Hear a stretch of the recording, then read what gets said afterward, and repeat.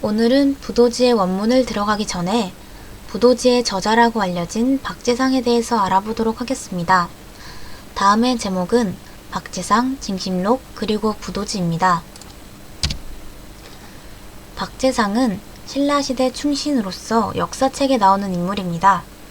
자신의 목숨을 바쳐서 임무를 완성하고 나라에 충성한 대표적인 충신으로 잘 알려져 있습니다. 그에 대한 이야기는 고려시대에 김부식이 지은 삼국사기와 일현이 쓴 삼국유사에 잘 나와 있습니다. 그의 용감한 이야기와 함께 남편을 기다리다가 끝내 망부석이 되었던 부인의 슬픈 사연은 어느덧 전설이 되어서 오늘날까지 전해집니다. 그러나 그 박재상이 바로 부도지를 기록했다는 사실을 알고 있는 사람은 그리 많지 않을 것입니다. 그가 부도지를 언제, 어디서, 왜, 어떻게 만들었는지에 대해 알아보기 전에 삼국사기와 삼국유사에서 박재상을 어떻게 평가하고 있는지 먼저 살펴볼 필요가 있습니다. 먼저 삼국사기에 나오는 박재상에 대해서 알아보도록 하겠습니다. 약소국이었던 신라는 외교의 방법으로 내무랑 37년에 자신의 사촌동생이었던 실성을 고구려의 볼모로 보내게 됩니다. 이때가 고구려에서는 광개토대왕 2년의 일이었습니다. 고구려에서 요구한 것인지 아니면 신라 스스로 충성 맹세 방법이었는지는 알 수 없지만 이렇게 실성은 자신의 뜻과 상관없이 사촌형이었던 내무랑에 의해 신라를 떠나 고구려에서 볼모로 지내게 됩니다. 이로 인해 실성은 내무랑에 대해 깊은 원한을 갖게 되고 볼모로 보내는데 어떤 과정과 이유가 있었는지는 몰라도 자신을 하찮은 수단으로 사용한 내무랑에게 언젠가는 복수하겠다고 맹세합니다. 그리고 10년 뒤에 실성은 신라로 돌아와서 왕위에 올랐습니다. 그가 바로 실성왕입니다. 이렇게 왕이 된 실성왕은 과거 자신을 버렸던 내무랑에 대해서 앙심을 품고 복수를 시작합니다. 실성왕은 즉위하자마자 일본과 우호관계를 맺고 친하게 지내자는 징표로서 내무랑의 아들 미사은을 볼모로 보냅니다. 그리고 다시 10년 후 고구려에 내무랑의 또 다른 아들인 복호를 볼모로 보내버립니다. 이는 명백한 복수였습니다. 왜냐하면 당시 일본과 우호관계를 맺어야 할 특별한 이유도 없었고 굳이 볼모를 보낼 필요조차 없었기 때문입니다. 이후 내무랑의 또 다른 아들이었던 놀지왕이 왕위에 오른 후에야 그들을 구출하기 위한 노력이 시작됩니다. 놀지왕은 먼저 박재상에게 고구려에 보내진 자신의 동생 복호를 구해올 것을 명령합니다. 이에 박재상은 고구려를 찾아가 자신만의 방식으로 고구려 왕을 설득합니다. 그는 그 당시 고구려 왕이었던 장수왕에게 말했습니다. 대왕께 신라의 복호 왕자는 구우일모에 지나지 않는 하찮은 존재일 뿐입니다. 그러나 만약 감사하게도 돌려보내주신다면 대왕께는 손해될 것이 없지만 우리 임금에게는 큰 은혜가 되니 한없이 대왕의 큰 덕을 칭송하게 될 것입니다. 이렇게 박재상은 고구려에서 복호를 데려오게 됩니다. 신라로 돌아오자마자 놀지왕은 박재상에게 일본에 있는 미사은마저 구해오라고 명령합니다.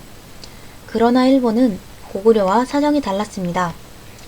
결국 그는 일본에 가서 미사은을 탈출시키는 데는 성공하지만 그 자신은 잔인하게 살해당하게 됩니다.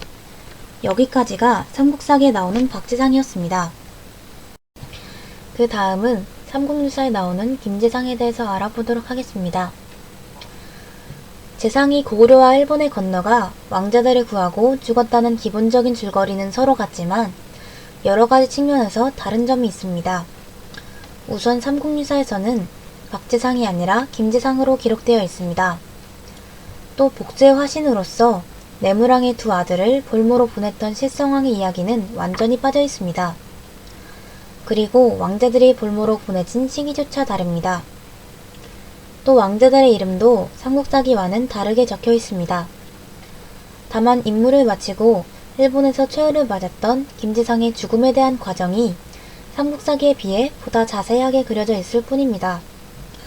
이것은 삼국유사에서 재상의 이야기를 책으로 쓴 목적이 삼국사기와는 다소 달랐기 때문입니다. 김재상이 일본에 찾아가 처음부터 미해왕자를 돌려달라고 요구한 것은 아닙니다.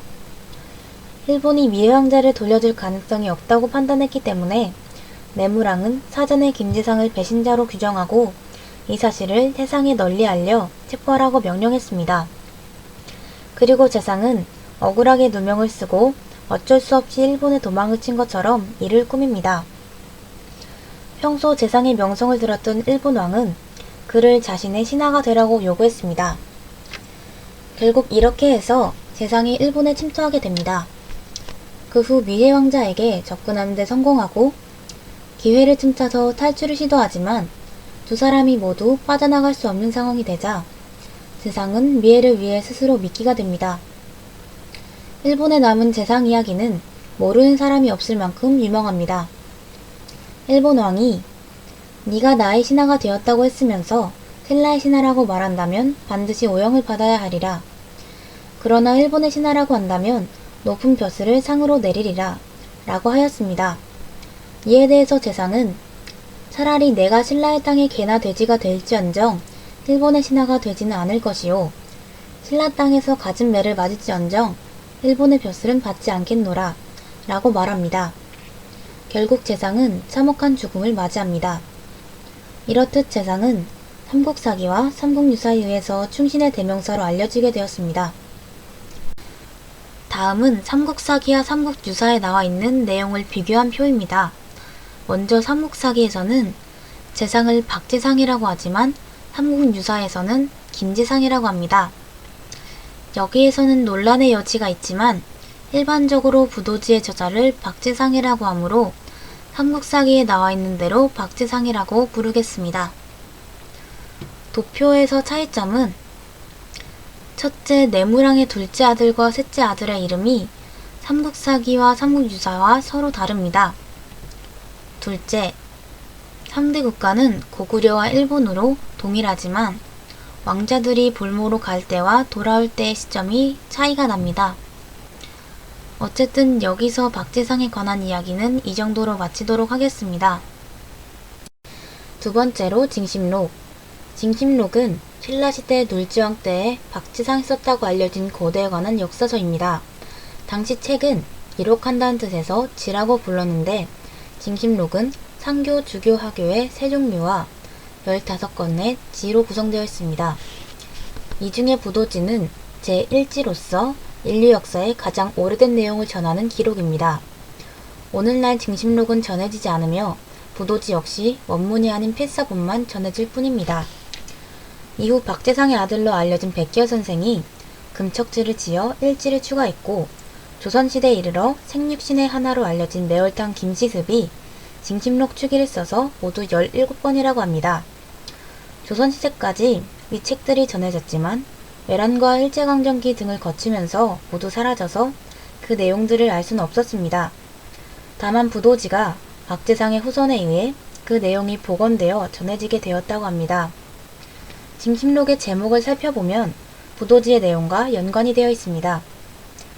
음신지의 음은 만물이 음에서 나왔다는 부도지의 처음 내용이고 역시지의 역은 역법에 대한 내용이며 천웅지는 환웅씨에 대한 이야기와 함께 그가 만든 천웅의 도와 관련이 있는 듯합니다.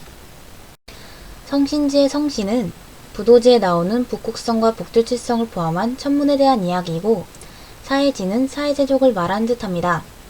개불지는 복본을 위한 부도의 개부르식이고 물명지는 부도에서 이루어지는 조시와 해시 등과 관련된 내용이며 가학지는 부도의 음악인 천웅지학을 말합니다.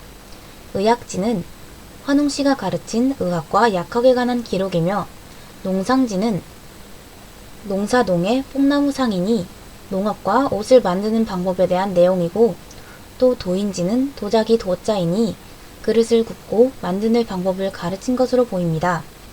나머지 세 권은 제목이 전해지지 않아서 추측조차 할 수 없지만 모두 부도와 관련된 사실을 기록한 것이었습니다. 백혜 선생이 새로 추가한 금척지는 부도에서 제정해서 사용한 도량형 등에 관한 내용인 것처럼 보입니다. 박재상은 신라 사람으로 부도시대를 살던 사람이 아닙니다.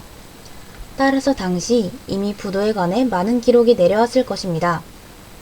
김시습의 징심록 추기에 부도지는 박재상이 신라 보문전 태학사로 일할 때 얻은 자료와 가문에서 전해진 비서를 정리하여 저술했다고 추측하였습니다.